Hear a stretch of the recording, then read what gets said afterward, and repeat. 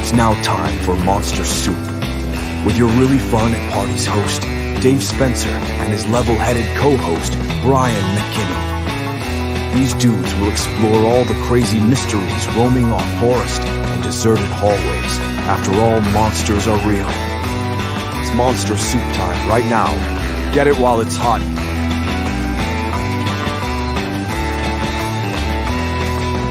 And now your hosts, Dave and Brian. Hi guys, this is me. Welcome to the Monster Soup. It's a kitchen of conversation for misfits, cryptids, and these kids. Unfortunately, this week we do not have Brian McKinney on our talk, but we do have a lovely guest. But first, I just want to say this week we're going to talk about some cool paranormal stuff. And if you guys don't know, I just started a Monster Soup Facebook page. So if you want to check that out, feel free to post it and things like that. And if you have any kind of weird stories they want to share or just to talk to me, I started a Gmail that you can send your cool stories and then we can get you on the show. That is monstersouppodcast@gmail.com that we ran. And I'm going to bring on the lovely Jill Beitz. Hi, thanks for having me, David. Yeah.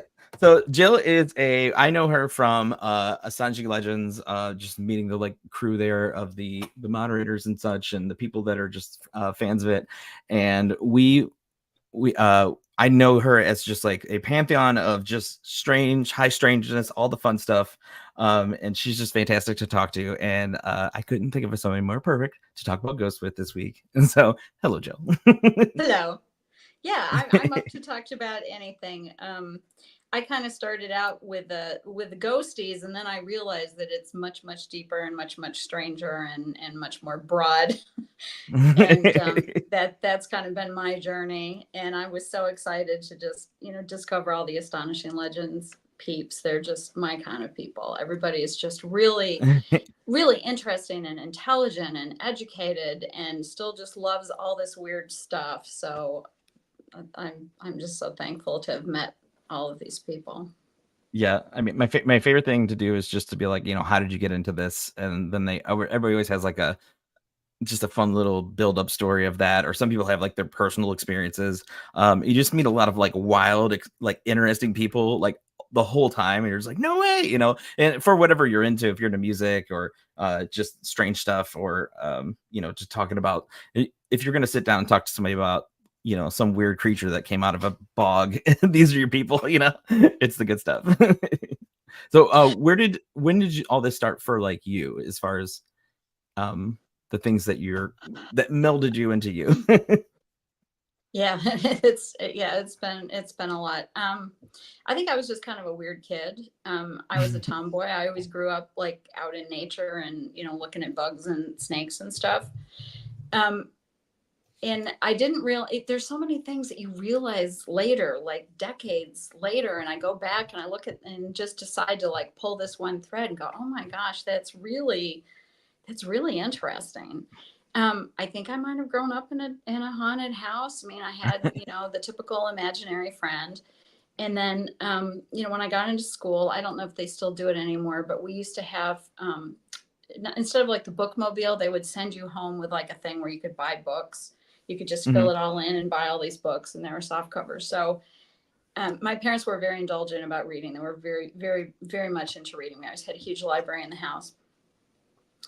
And so I would every time this thing came, I would just fill it all in, and I'd come home with my huge thing of books. And, and I was reading, Fate magazine and Stranger Than Fiction and, Ray Bradbury and Isaac Asimov and just all heavy duty science fiction, fantasy, that now are really, really kind of the staples of where so many authors and so many other people had gone.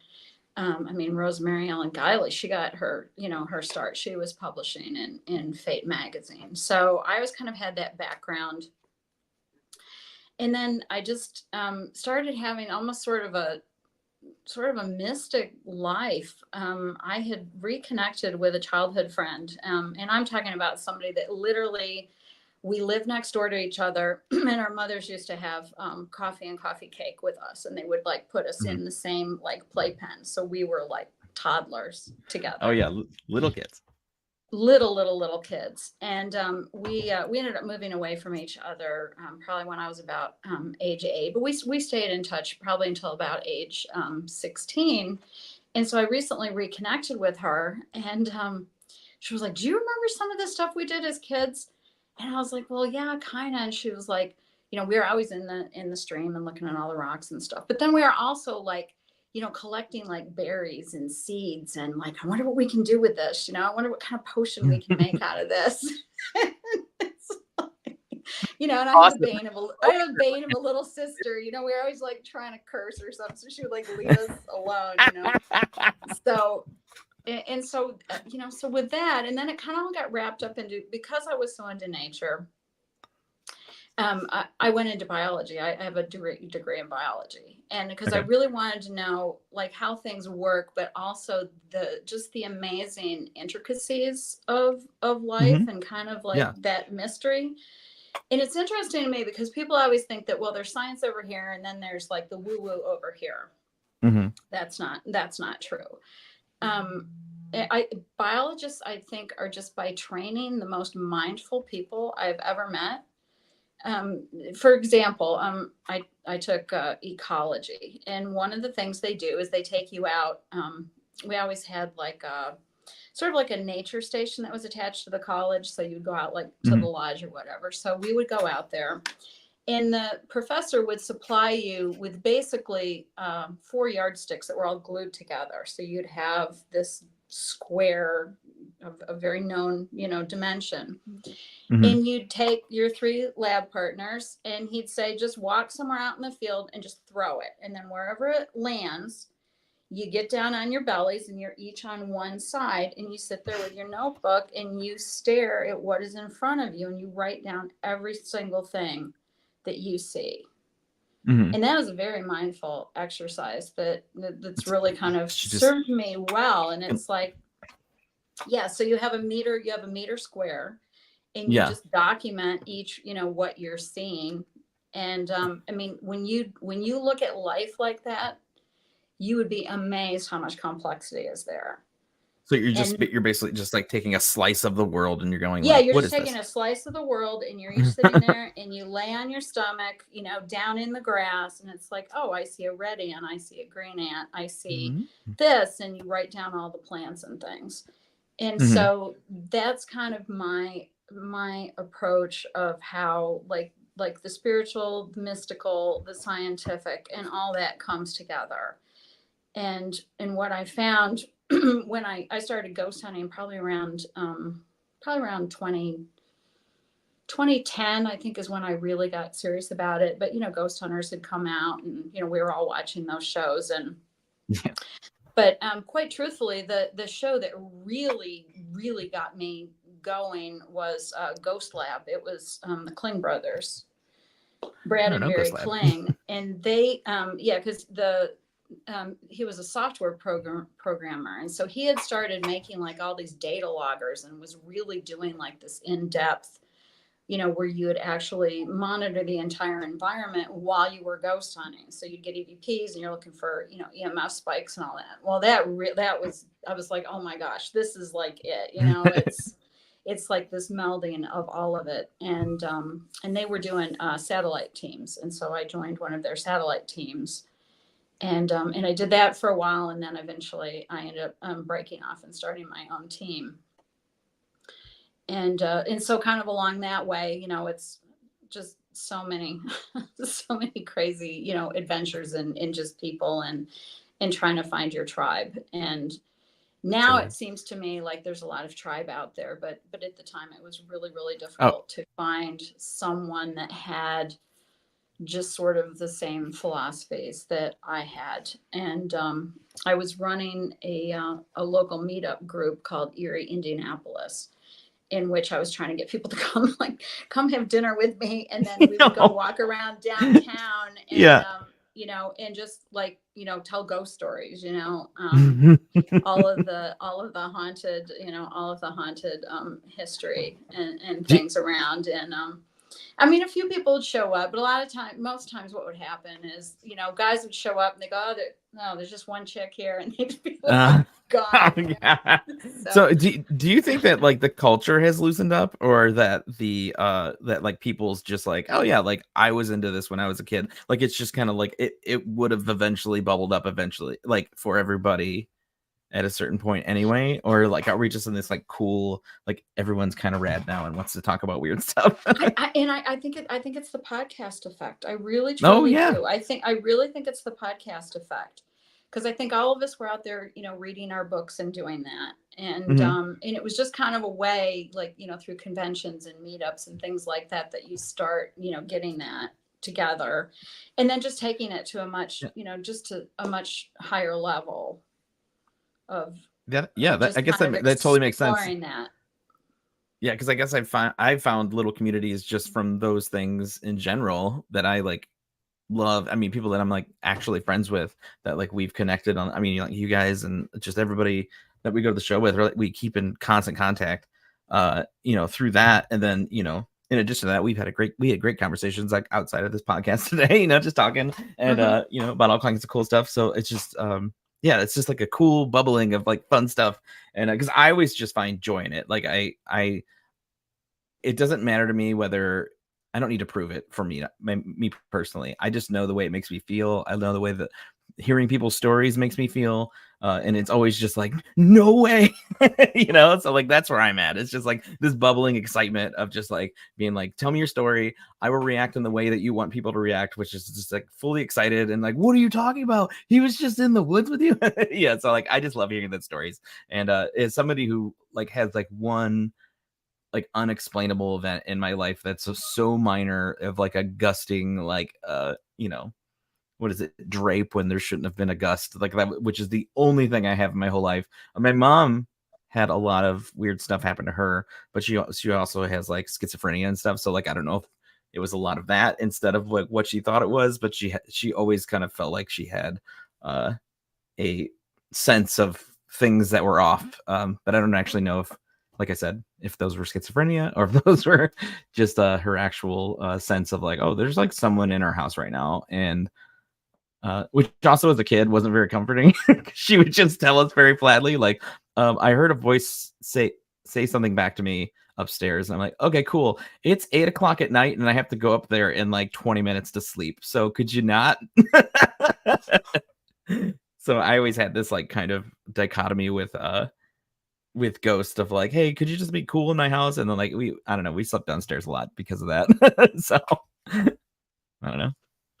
But I had a teammate at one point who had a head injury, a really severe head injury, and he really, I mean, he had things that maybe a psychiatrist was saying were more like a disordered, but it really opened up this huge window of intuition to him. mhm. And to me, I kind of start wondering, maybe the abnormal people could be really, the forefront. Those are the people that maybe really seeing reality as it really is. And it's a really kind of freaky thing. And most of us don't see it. So I don't know. I always tend to be a little bit open-minded with some of what, people were saying. Well, that's mental illness. Well, who are we to say, Yeah. because I mean, I know people that are very neurodivergent, and I mean, these people have amazing insights in life and Yeah. just really different, skill sets and stuff. So I guess it's like the reason if you ever like talk to an engineer, like they have the ability to like break apart an engine, but they don't know how to carry a conversation. Like it's like you get one or the other. So like the same sense of like somebody who maybe has like a level of what society would say is just like a normal brain or whatever. It's just like, mhm. no, they're able to see past the veil or whatever's there in that moment. Right. I But mean, yeah. and being a student of biology, everything is evolution. Everything that we have, or our abilities, all evolved for a real purpose. So Yeah.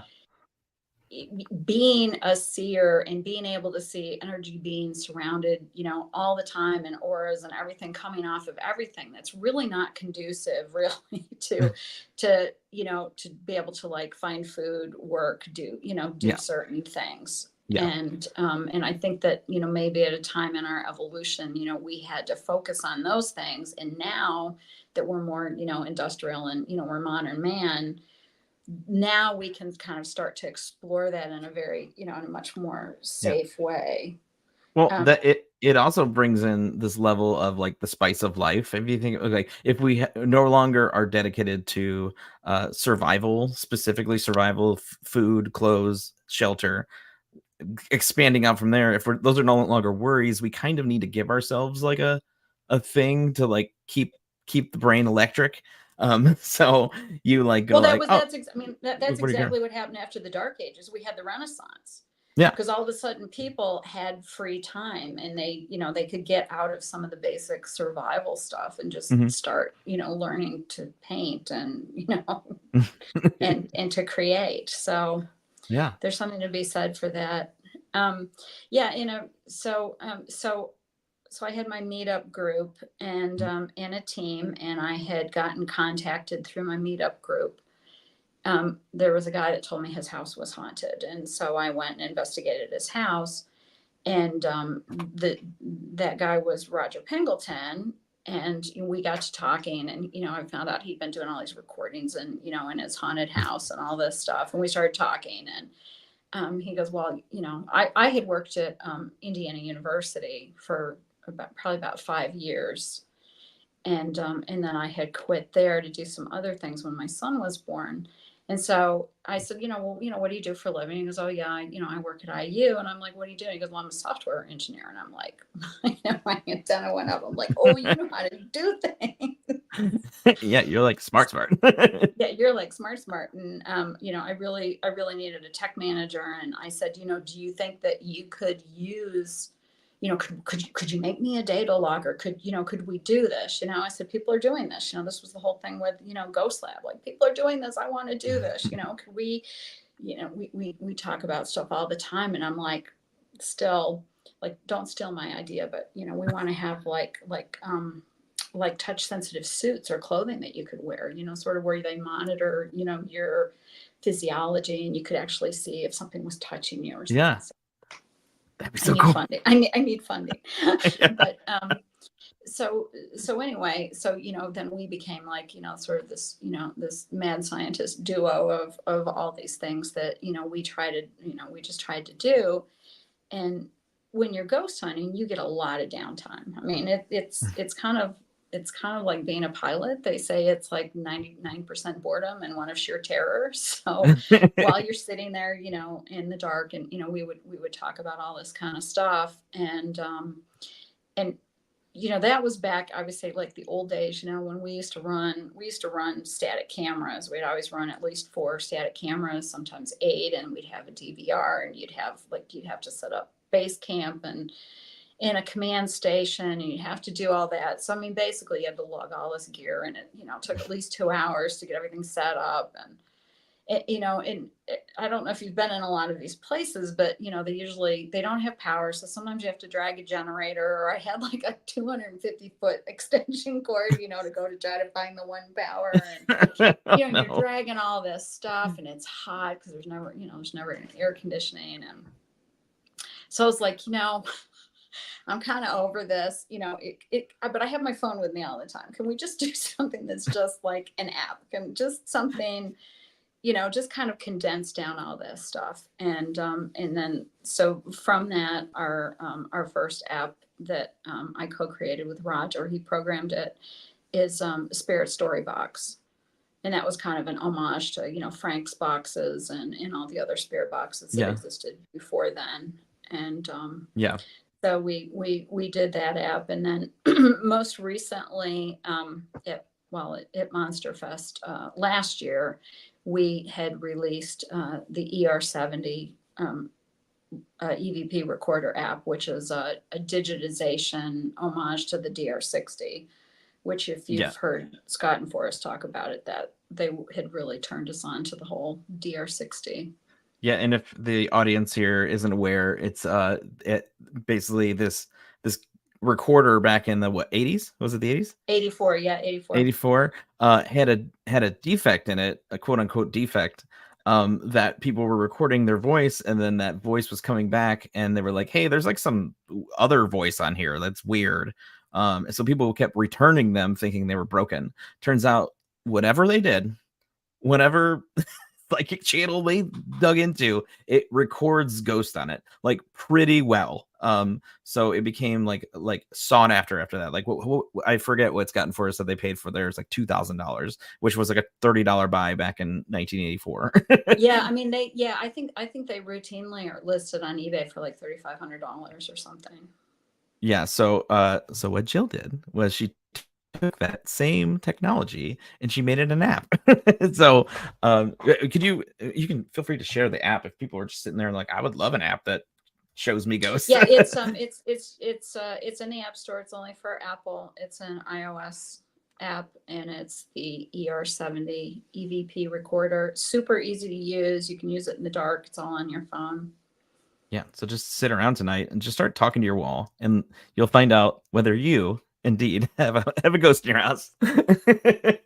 Which is yeah, fantastic. I mean, for EVPs, there's two schools of thought. Where you just leave it in a room, say if you have anything to say, here it is, and I'll and I'll leave the room, and which can be good because then you can say, well, there was nobody in the room, and that's kind of a big convincer for some people. Out in the field, I found that kind of more of a hybrid approach works. As long as you know who's speaking and nobody is whispering. You always kind of tag if you're whispering or mumbling or anything, or any other noises. And other than that, I mean, spirits just love to chime in. They love to be with the living and seeing what everybody is talking about. It's their little podcast. It is. It's like, oh, and I think they get really excited about it. I had recorded with John, and we had recorded, I think, post Waverly, and we were in this really cool little coffee shop in Louisville, Kentucky. And I'd gotten there first, and I walked in, and I walked right up to the barista, and I'm like, okay, so it's haunted here, right? And she was like, yeah. And then during our recording session, when John went back and listened, you hear like a woman, like right behind my mic, like laughing. And he goes, Jill, he goes, I can hear that you are still speaking. And there's somebody like kind of tailing in and laughing. And I'm like, well, yeah, they just join in. Give them awesome. A microphone. That makes me want to go to like the oldest city and just like go to Philadelphia and just like walk around with my phone. Because like you go there, like we just went to Gettysburg like not that long ago, and I was just like, it just felt like a city that had so much history with like a skin of like new over top of it, but really it was just everything felt so like what I imagined Paul Revere running through the city. Not that it was the same thing or place at all, but like just in my head of like that kind of town of just like everything that's kind of pushed together. And I was like, there's stuff here. There's a lot. There's like hundreds of ghosts just hanging out. We didn't go into the actual battlefields because we were just kind of passing through, which I really wanted to do. We've got to do that. That's definitely on my list, as I want to do Gettysburg.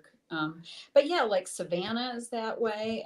Charleston. It's like there's just layer upon layer that you can feel.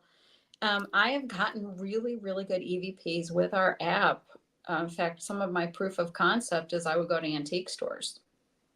Oh yeah, and just I guess that makes sense. Well, yeah, because these are people's belongings, and some of them were like their prized possessions and things. There's a lot of stuff in antique stores, and the one that I went to was in this old town in Florida, and the back half of the antique store was a former funeral home crematorium, and I was like, well, that's like the best place. Yeah, I got to go back there. Wow. So awesome. I mean, yes. I mean, I think spirits are. I think they're all over, and I mean, you can go in the woods, and I think maybe if you're in the woods, you might hear like fairies or elementals or who knows what. Yeah. Do you wait, why do you think that there isn't like a lot of like new ghosts? Does that make sense? What I'm saying? Like there always seem to be like a really long time ago, and I feel like there isn't like the ones from the 90s. We don't see anybody wearing like Jinko jeans coming up to us like in the dark. It's gonna be ugly. Yeah, it's gonna be really ugly, right? Yeah, they come up with their Heelys. Like, yeah. Hey man.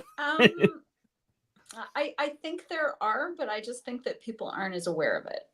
Okay, so a couple of thoughts. I think that all spirits, they do kind of go through a period where they're kind of, adjusting their situation Mm-hmm.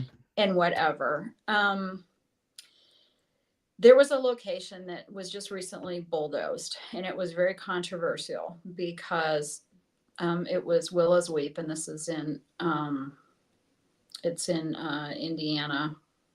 Blanking on the town right now. Really weird little town. Well, a friend of mine, had bought it, and they were just going to use it as a house.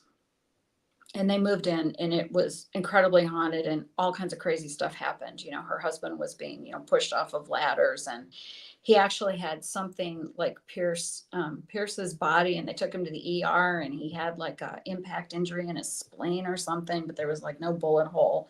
Crazy stuff. So they opened it up for ghost hunting. It was extremely controversial because, it was a very small, tight-knit community, and there had been 3 suicides in the house, and they were all fairly within, the past like 10 years. And it was too soon. It was way, way too soon.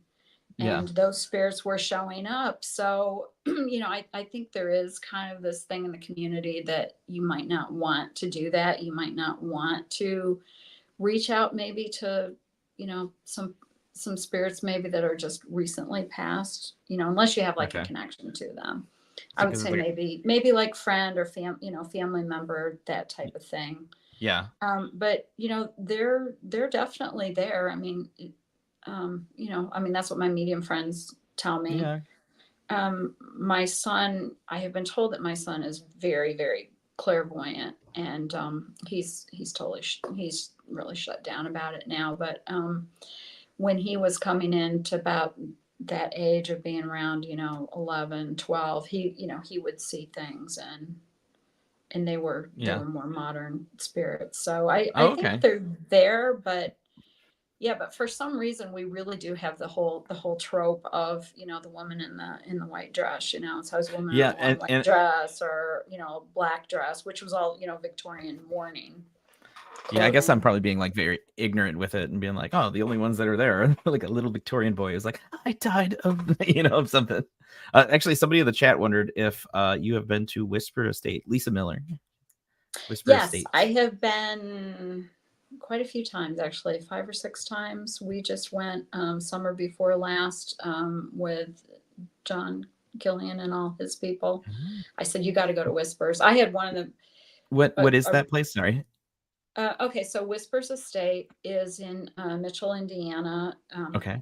It's this old house. It's believed that it was a former doctor's office. It has its own mythos. There's supposedly a little girl that burned up at Christmas time. She got too close to a Christmas tree that had candles on it. It is known. They named it Whispers because it's really known for EVPs. That was one of the first really scary places that I went. I knew the owner of that place, and there was he couldn't make it down there one time, and he said, would you mind going down, open up the house? I have a group coming. And I said, sure. So I was like, oh my gosh, I have to be in this house alone. And just really intimidating place. That it was known for EVPs, and of course, I tell all my friends like, oh, this place is crazy, it's off the hook, and tell you all the things that happened, and then they didn't experience any of those things because it's that whole trickster thing. But that was the first place that I ever, with my own eyes, saw an object, a portate. I was standing with my friend, and we were looking in the dining room, and all of a sudden we see something like drop, and we hear it. And we look, and there's a camcorder laying on the floor, and I'm talking about 10 feet from us. Okay.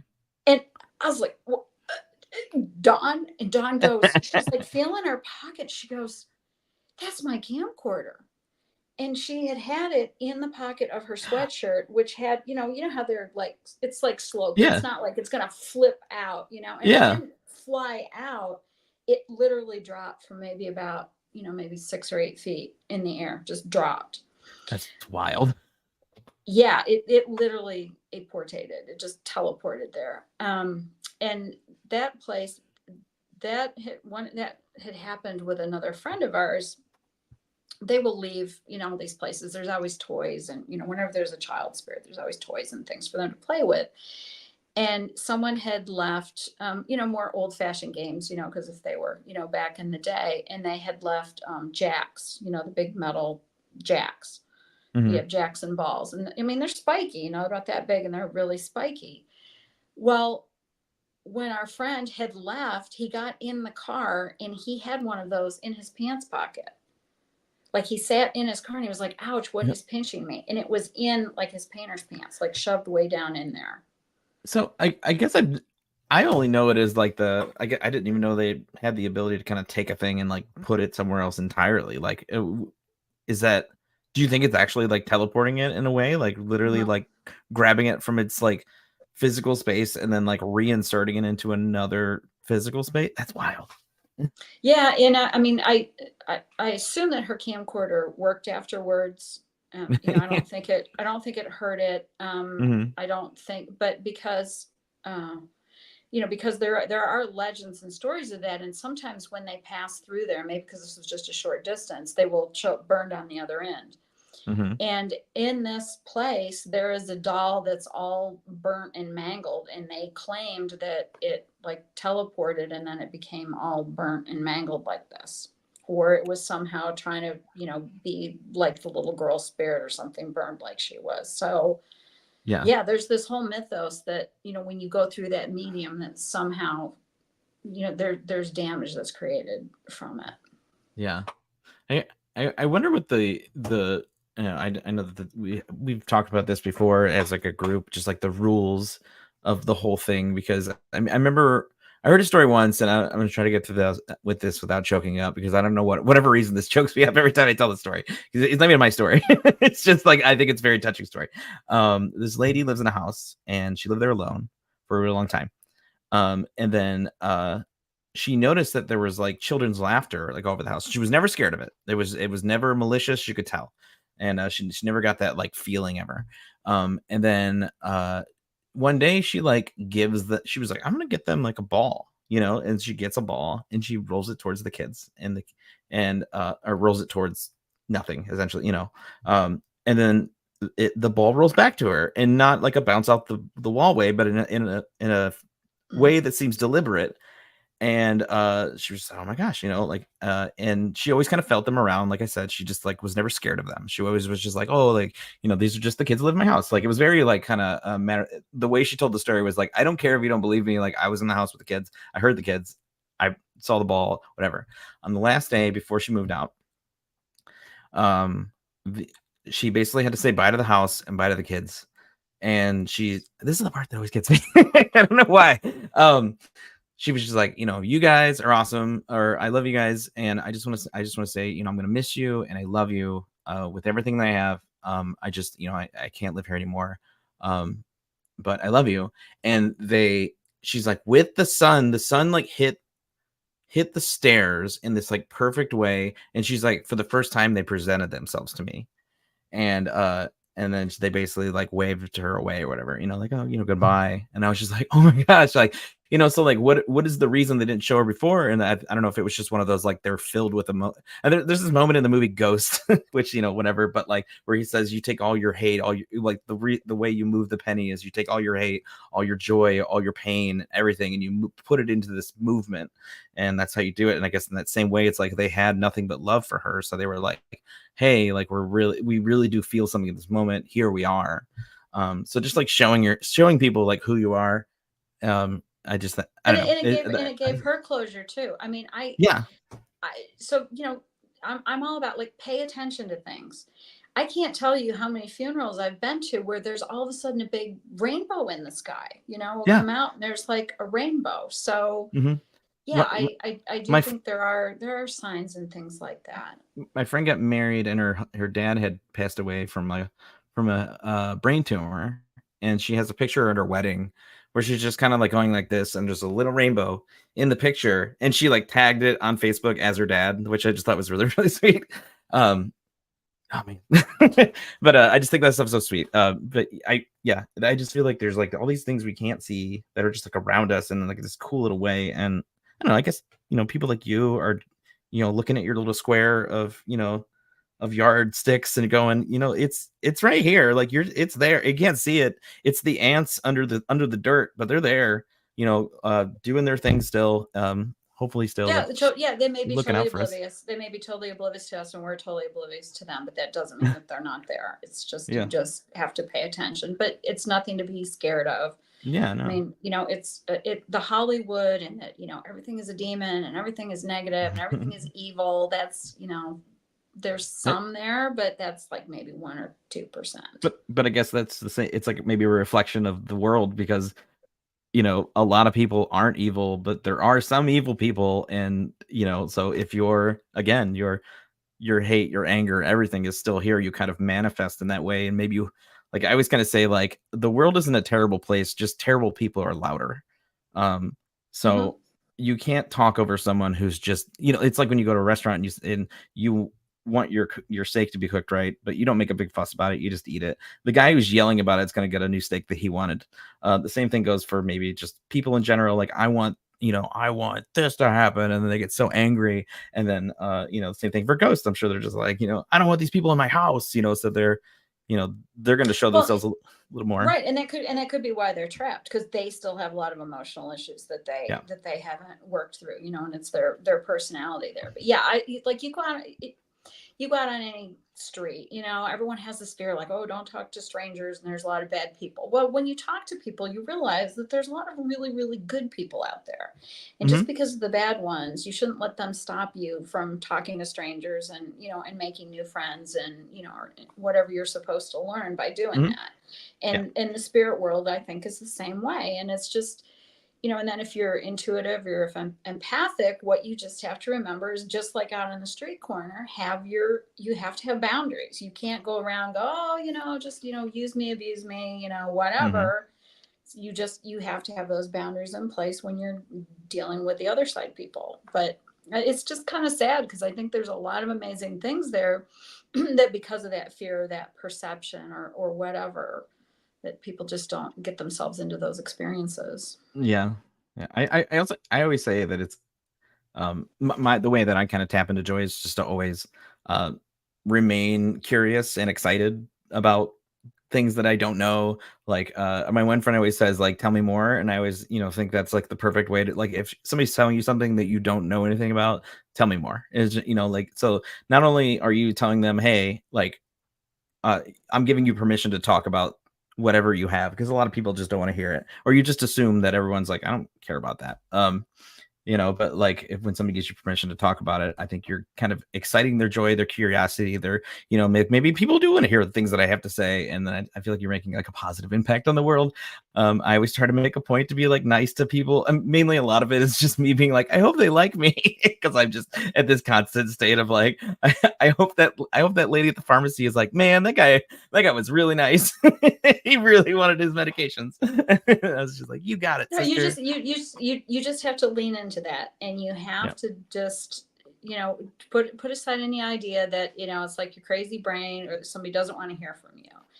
And we had kind of in our private chat, we were kind of talking about like spider magic. This is kind of my philosophy, is that looking for connections, just looking to make connections, and all it is you just listen to people. And just be open for whatever comes from that experience. And if something pops in your head, I freaking say it. I say it all the time. Like, they're either going to think I'm totally Looney Tunes, or we'll have like some kind of amazing thing that happened. Just the other day, there's a local consignment store, and I'm still big time downsizing. And it's really funny because the girl working there, when mystical people, they see each other, and it's like, I see you, and I walked in, and she's wearing all these moonstones and all this like beautiful stones. And I was like, oh, I like your moonstones. She's like, oh, thank you. You know, I got them from my witchy aunt, you know, so we're kind of talking and we're talking, but we're not like talking about it, you know. You're walking around the edges. Yeah, because it's like, you know, there's other people there, but it's like, no, Yeah. you know, I see you, you know, we need like a secret sign or something that we do. I know. Yeah, other than, you know, your jewelry, your stones and things you're wearing. And so I do not know her very well at all. And so I got her name, and I had come in and on another day, and you know, and I said, you know, the other thing too is I'm noticing is, you know, we perceive people certain ways until we speak to them. So, you know, I walk in and I always kind of see people, like younger people tense, like, oh God, she could be a Karen. So I've got to like be on my toes what I say to her. She could be a Karen, you know, she's that. She could be a Karen. And so I had said to her, I said, has it always been like this crazy busy? And she's like, yeah.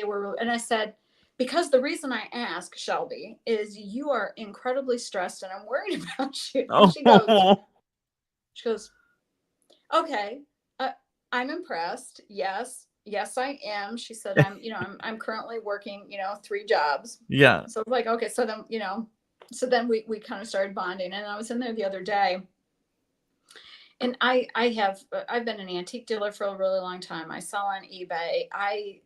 Things come to me. I always have all kinds of assorted crap. And part of that spider magic is maybe there's somebody that needs something. And so that's the thing. It's okay. I'll get these random things and I'll be like, you know, like, okay, random thing. I don't know who you need to go to, but now it's time to go. Right. Mm-hmm. And so I had taken some stuff to consign, and I had found this brass bell, and I'm like, I put it in the box. So I walked in, and Shelby was working there, of course. And I had heard the bell ding, you know, as I had it in my box, and I'm like, they're not, you know, so I walk right up to her and I pull it out and I go, Shelby, do you need a bell for your altar? And I set it there, and she goes, oh, Jesus. She's like, okay. And then she looks at me, you know, she always kind of collects. She goes, so I just got back from vacation. And I know it was Maban, and I didn't do anything with my altar, and I'm a really bad witch. And she said things had yeeted themselves off of my altar. She goes, yes, I need a bell. Thank you. So it was like, you know, but so you're always, there's that risk thing, you know, there's that putting yourself out there, and really, you know, I'm at the age where it's like, I don't care what people think. You can't care what people think. You have to be you. And I think when you have that infectious sense of joy like you have, just keep putting it out there, because that's your trawling net, right? That's when you put that into your aura then becomes your trawling net. It's like, okay, bring me more of these really cool, joyous, wonderful people. And then the other side of that is it's a repellent to all the other repugnant people. So it's kind of dual purpose there. So work with it. Yeah, I've had this weird like double-edged sword on even just doing this podcast in general. I was just like, I don't know if I want to be known as like weirdo guy, you know, like there's this like sense of like self that I kind of wanted to keep like not secret, but like special in a way, where I was just like, I don't want to pigeonhole myself. But at the same time, I think we talked about this 2 weeks ago with this other guy, and he was just like saying like, you know, interesting people will just gravitate towards you if you start doing interesting things. And I was like, oh yeah, like, you know, like the more interesting I can just be guy with a wife and 2 kids and 2 dogs and 2 cats who lives in a house in a nice neighborhood and stuff, and that works fine. It's fine, you know, like all that stuff is cool because it's part of life. And you know, you get all the joy from that. You get to raise these awesome kids, and they get to do awesome things, and they, you know, they say things to you, and you're like, wow, how did you learn that? Like, I learned that from you. And you're like, wow, it's so cool. But then you add in the element of like all your passions and your joys, which are like, oh, I love hearing people's cool stories. And people go like, oh, I have a few cool stories, and you go like, no way. And then, you know, like, and then you build off of that, and then you meet somebody like, oh, have you met my friend Jim? And they're like, Jim's like, oh yeah, I got a crazy story. And you're like, no way. And then you build from there, and you just like build these little auras of like cool things. I don't remember where I'm going with this. I'm just kind of started talking. But yeah, I don't know. It just, I think there's these cool things with interesting people that like I'm on the cusp of. But yeah, I had this little kind of reserved part of me that's like, no, maybe I'll just be, you know, I'm a children's book artist, and that's what I do. I do illustrations. I work for a cool company, and maybe I'll just be that. And I don't want to like put myself out there and like but and then I had to like tell myself like it doesn't matter. Like at the end of the day, everyone's kind of doing their own thing. And these things are so interesting to me. And I already want to have the conversations with people about weird stuff. And I just kind of get to do them on like a pattern basis of like just talking to people about their weird thing that they're excited about. You know, and it doesn't have to necessarily be about the paranormal. If you're like, hey, we wanted to talk about like 15 minutes about witch stuff, but then like the last half can be like, you know, I just talked to Dave Gibson last week about wrestling for about 20 minutes. You know, like I want to hear the cool stuff that you want to do. Because I'm just a conversational guy. If whatever you're into, there's a chance that at one point in my life I was into it too. So yeah, I don't know. Well, you a wise woman once said, you have to remember that you're a human being, not a human doing. So you have to, you know, and in our society, like you have to pull out that part, like what you do to make money or what you do, you know, what your roles are, and really dig down into what brings you joy. And because when you find that joy, then the universe goes, oh, this feels really good to you, so I'm going to give you more of this. And that's how you expand. And yeah, you have to just put a lot of that aside of what other people think and just do what makes David happy. Yeah.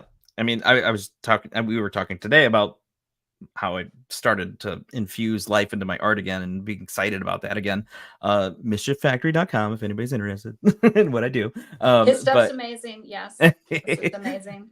But yeah, just like going out there and like doing that stuff. I've just, I don't know what it is. It was like a pike that had been driven into the ground and a lightning had hit it. And I'm just like, today I have ideas. And it was, I mean, literally like unlocking a superpower that I just have lost since COVID. People think that like, oh, if I'm given time, I will do this. And COVID gave me nothing but time and I did nothing with it. I was just kind of like, I don't even want to do that stuff.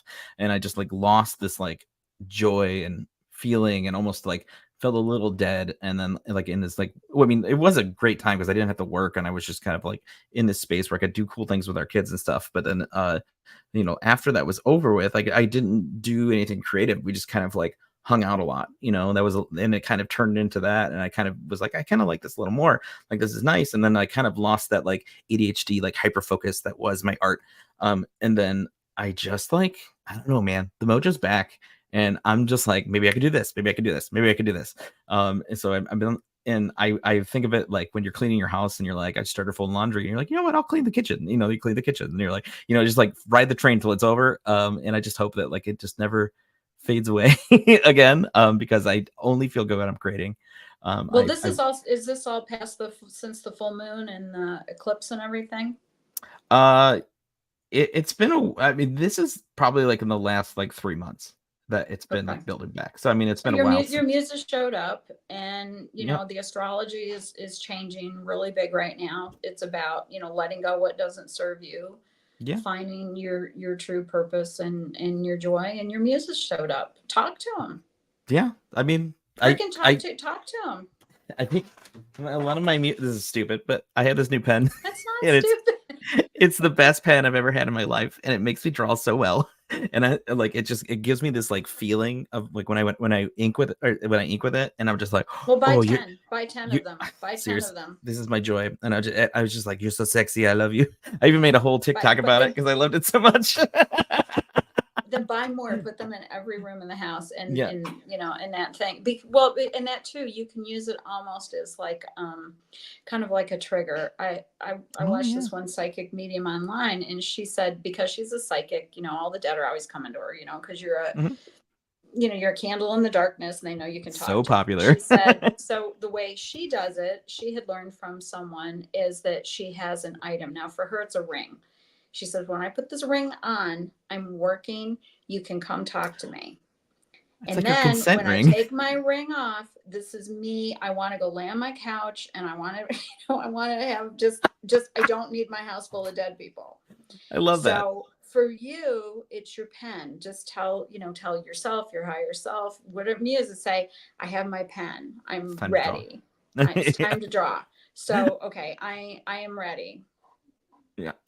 And that's what, essentially it's a talisman. That's what you have now. You have a talisman. You're not wrong. I mean, if I think about it, like in the effect of like, I mean, even if we like add some energy behind it in a high strangeness way, maybe there was people being like, he's not exploring his passion the way he should be. Like, like we should just push him real quick. Like, like put his hand on the mouse real quick, make him go to Amazon.com and order that stupid $12 pen. Because that was the only thing stopping me. I was like, $12, I'm not paying $12 for a pen. And then I was like, you know what? I'm paying $12 for the pen. Well, and it's good that you say that too, because the other thing is if the universe is pushing, it'll be real gentle, but until it's not anymore, because truly, like your spirit guides and whatever is going to go, okay, now it's time for a kick in the pants. And that's what I've seen happen to a lot of people. It's like, okay, you're just, you're not getting it. You're just being kind of slow. So the universe is going to shift your reality and force you into that. Yeah. And I kind of think that happened to sort of all of us globally, the whole like COVID thing. Cause I think it gave us all a lot of really downtime. And I don't think you need to get in that, oh, well, I wasn't very productive. You were planting seeds, you were having all this stuff that was just coming in. It was just kind of sitting there and you didn't think it was going anywhere because you weren't doing something, but it was just kind of germinating. It was just kind of waiting. And now it's like exploding. Yeah. You got to give things time to build up, I guess. Like there's like stories that need to be told later and not necessarily all the time. And I guess it makes it more special that it came back versus it just being there all the time. So, and I have like kind of like a story to tell that like I have things that are built up that maybe I could just get to now that like I've been thinking out forever. I have a book idea that I want to write. I'm trying to finish my daughter's children's book that she's been bugging me about for years. And I have started, but then like stopped and started because I've just like, I don't feel like drawing tonight. But now that I'm back into it, I'm like, I only want to draw this thing. And then I have all these cool things. So, it is an excitement, and I love the idea of like the universe kind of pushing you, because I do absolutely believe, because I'm not religious personally, but I do believe in the chaos that is the things that came before us and the things that come in front of us, and that time is a circle.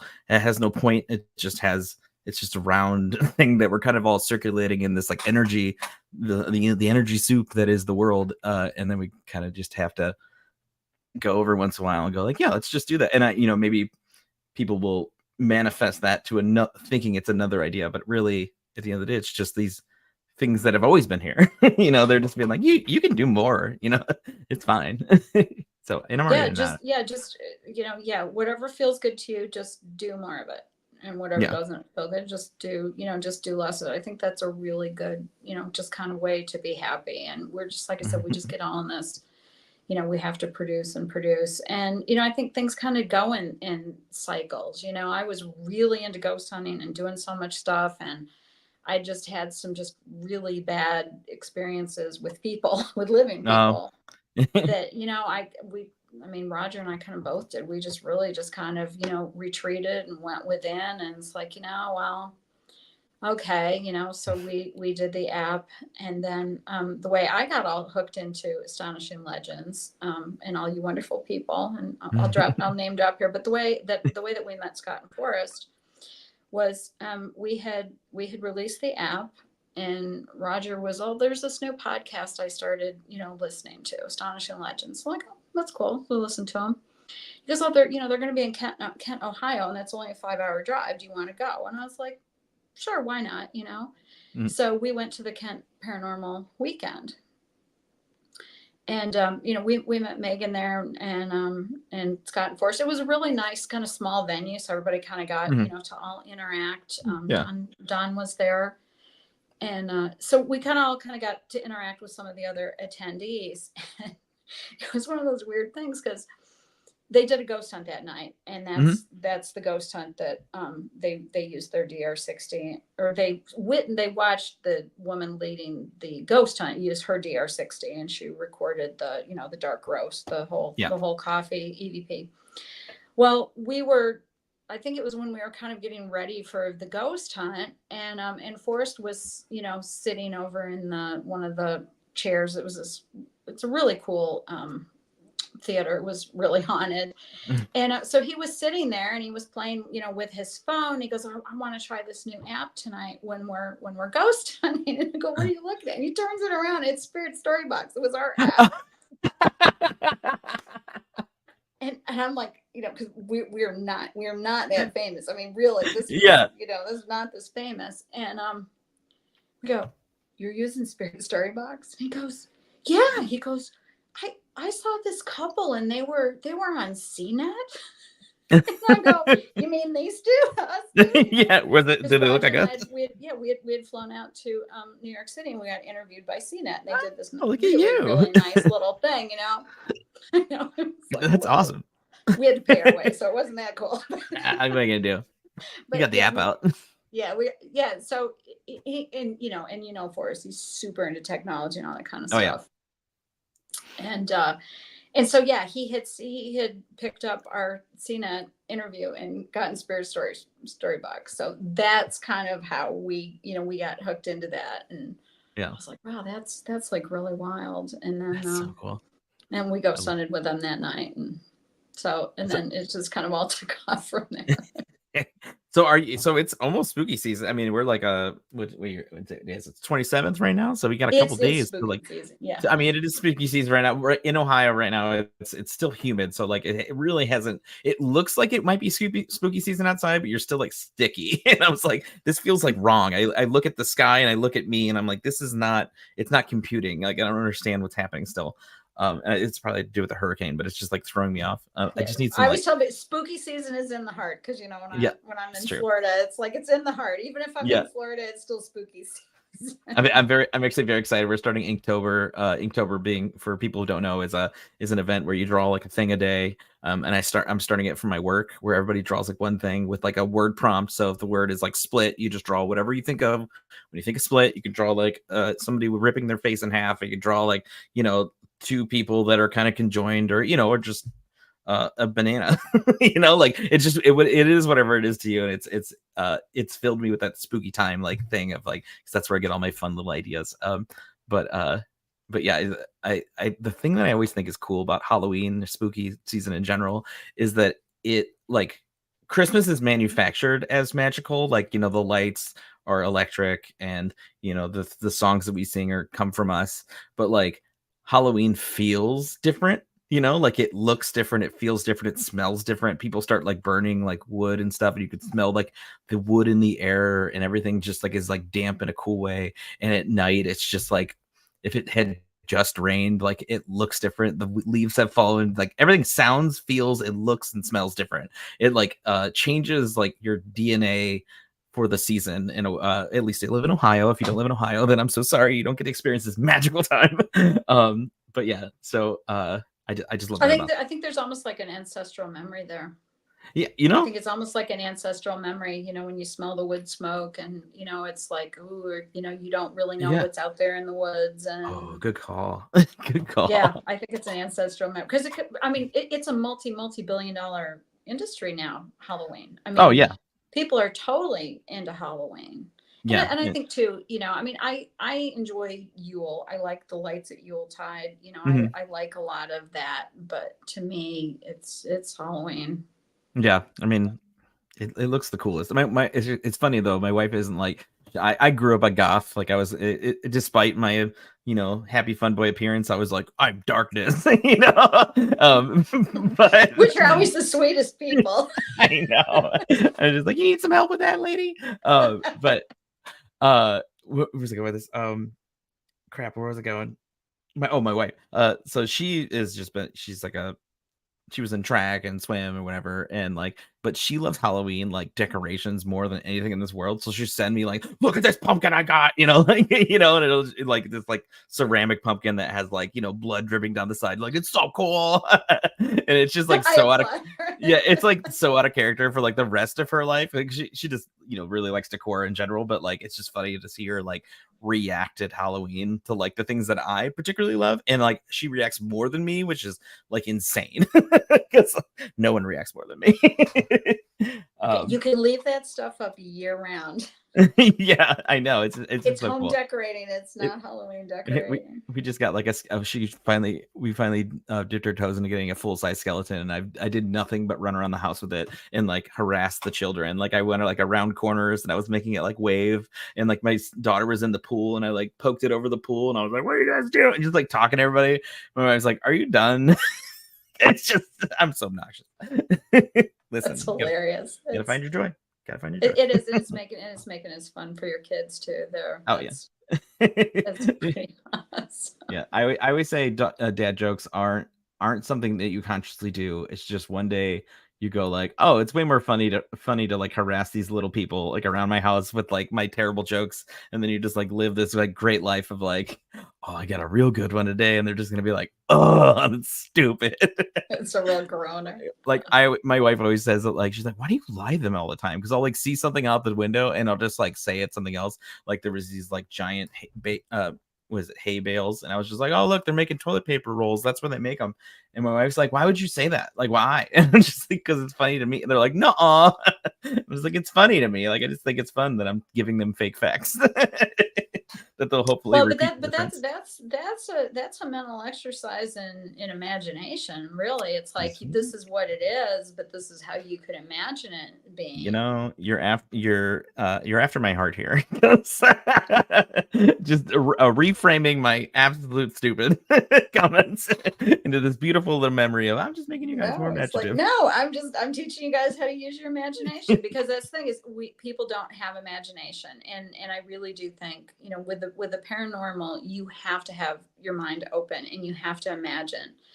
I mean, I always kind of see it weird. It kind of came full circle. Is, you know, people would write science fiction, and then young budding scientists would read it and open up their imagination, and then go off and like create things that now were science fiction 30 years ago. Yeah. And it's sort of like you have to imagine it and see it in your mind, and then it like you manifest it, you bring it into this reality. Yeah, I guess every fact you learn is like opening a door in your brain of like, hey, here's an old room you didn't even know was available to you, and you're like, oh yeah, like I didn't even think about it like that. Like, you know, I remember hearing a story about ayahuasca, like where the guy said that like he saw somebody with like the gears like moving the world around, and he was like, and the guy like was happy to see him. He's like, oh, you're back, you know, and so it's a story of like, because he had done it more than once. He met this like little creature, and then he did ayahuasca again, and he met the little creature again, and he was like, and the guy literally was just like, well, you're back, whatever. And then he had other friends telling them about this little creature that was like, oh, tell your friend Craig that that he's, you know, he's welcome back anytime, you know, like, so like the world beyond that like imagination of like, oh, I didn't know that this is what the world was, or even just like weird silly little facts of the more you learn about like tiny life, like microbe life, like it's just like you're just like, oh, it's just so much bigger than you think, like, because you take it down to a cellular level, like what are we even, like we're just a series of cells that just like kind of like flows through the universe, and then, you know, that is just energy that needs to be fueled, and then eventually that I heard somebody describe our bodies as mech suits, and we're just covered in meat. Like, so like the robot wiring is just the skeleton, and then like from that you just kind of build out, and then one day we just break and we don't come back. Well, so, and you are more not you than you are you, because you're full of bacteria that are a completely separate life form. You have so many other life forms living in you, and there's actually more of them on a cellular basis than you. So you just open a door. You open a door in my brain. I mean, you know, that's what I say. That's how I got so fascinated by biology and how things work. And the irony of it is, you know, biology is the study of life, and the first thing you do is kill something and take it apart to look at it, see how it works. But so, you know, that's why I don't do science anymore, because it was just kind of it was really kind of rough for me. Oh yeah. So much stuff is, you know, I love doing cell culture, tissue culture. Okay. I've done some whole animal work, and I did not like it. I try to avoid doing it, but yeah, I mean, it's just absolutely amazing. You know, you just have so many things moving in your body and in each of these cells, you know, your little mitochondria, your powerhouse, and, you know, and you know, your nucleus, and it's replicating DNA, and they literally like Google this, go and look at some of these animations that these biochemists have done. And there's one where it looks like this little person has slung this, you know, thing, which is an enzyme, over his shoulder, and he's literally walking and unzipping the DNA apart so that it can replicate. Right. That's DNA polymerase. And that's wild. Yeah, it's amazing. And kind of the other reason I mention that is, scientists, I think this is kind of the issue is, scientists are open-minded, but only to a certain extent, because, there's peer review and you always have to go on the work of someone before you. Well, scientists use the understanding is that there wasn't anything down, in the bottom of the ocean. There's no sunlight down there, right? There's no photosynthesis, nothing could be down there. And then we go down there and we discover those tube worms, right? We find these crazy ass tube worms that are growing, next to these volcanic vents, and it's super, super hot, and they have tons of sulfur. Well, they don't have any sunlight, but they have another organism. They have a bacteria inside of them that's providing everything that they need, and it's symbiotic, and the tube worm's giving them whatever they need. So we're like, okay, well, all right. So now there's life down there, but we always had this, the idea that no enzymes can exist past a certain temperature because they would just fall apart. So they get these tube worms, they look these bacteria, and they find out that these bacteria now have completely different enzymes that are heat stable, unlike other of our enzymes. And that one discovery of using those enzymes has opened a whole new, venue to scientists. It's in, in forensics and in medicine and everything else. Is just simply having one enzyme that was found. And that's just one. I mean, and here we're tearing down all of the, these rainforests and things. People say who knows what's in the rainforest as far as, cures and things. Because we just have to stop and just look at one thing and realize that every niche is filled. Nature abhors a vacuum. There's something absolutely in every single environment. Yeah. And if that's true in the terrestrial world or the world that we can see, feel, touch, I think it's there in this other world that is on spectrums that we can't access currently. Yeah. And they're Except also some, some people that, have special brains. I think they can perceive some of that, but yeah. I mean, we are nothing if not like the diversity that is the culture of the environment that is the rainforest. I was talking about this 2 weeks ago about the rainforest has this diversity that needed to be preserved, but instead we ripped the trees up and planted just the same tree. And it's like the idea is that there's a tree in the forest that grows a fruit that this bird like essentially poops in, and that poop turns into like another plant, and that plant drips to the ground gets something else. So there's like 5 things working on this one like start. And if you take that up and put a palm tree there, or like a palm oil tree, it does nothing. It just is right. And that's the thing. It's that diversity that's contained in those genes that is what allows for the process of evolution, which is just adapting to change. Like all of our foods now are all hybridized, and they can only grow in very specific range of temperature, soil, and everything. Well, if things shift, those plants aren't going to be able to grow anymore. We've lost that diversity, and it's really important. And I mean that, the island of Hawaii has been decimated for that reason, because everything in nature, in biology, fits together like a key in a lock. You have one bird that can pollinize one plant, and the plant will have this elaborate structure, and the bird will have evolved a beak that can only fit into that one particular flower. And when you lose one or the other, you lose all of it. Yeah. I mean, luckily that I think the culture over there, well, I mean, as long as everybody doesn't move in who doesn't want that, but the culture, I know that my friend moved to Hawaii, and she's like very, very conscious. She goes down to she scuba dives every day and grabs stuff out of the reef that's like, harming and dangerous. She's like, I make it my mission to clean this place up. Like, I'm one person, but it's me and like 12 other people. So, but yeah, it's been awesome.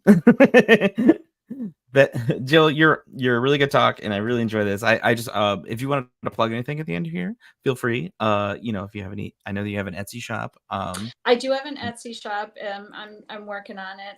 My Etsy shop is That Old Witch, and I'm putting in some magical candles and just kind of whatever comes across my way that I think somebody might want. So yeah, if you could patronize my shop, that would be really good. Even if you just check it out. Check it out. We had talked earlier about cracking the algorithms, and it's just getting eyes on things just really helps. Helps people. A lot of small businesses, and like your website, just need to get eyeballs on it. Yeah. So just everybody go there, look her up. Jill Beitz. She's was it that old witch? That old witch, yeah. That old witch. And download the app. Find a ghost in your house. What's the name of the app again? And then tell me about it, please. Yes. My Facebook page is friends, but send me a friend request. We do have there is a spiritstorybox.com website that you can go for any feedback, and reach out to us. We're happy to talk to you about anything that you see. We did just revised the app, so hopefully it's a little more spirit friendly, puts more names in it. And are you doing group?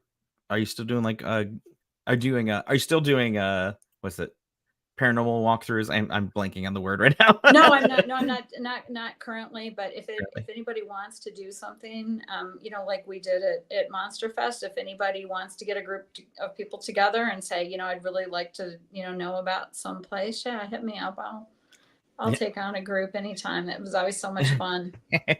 Yeah, and Jill is nothing but filled with knowledge about all things cool. You always, every time I talk to you, it's always on a forum like this, on like Facebook, you always say something cool, and I'm like, oh, I didn't even know that.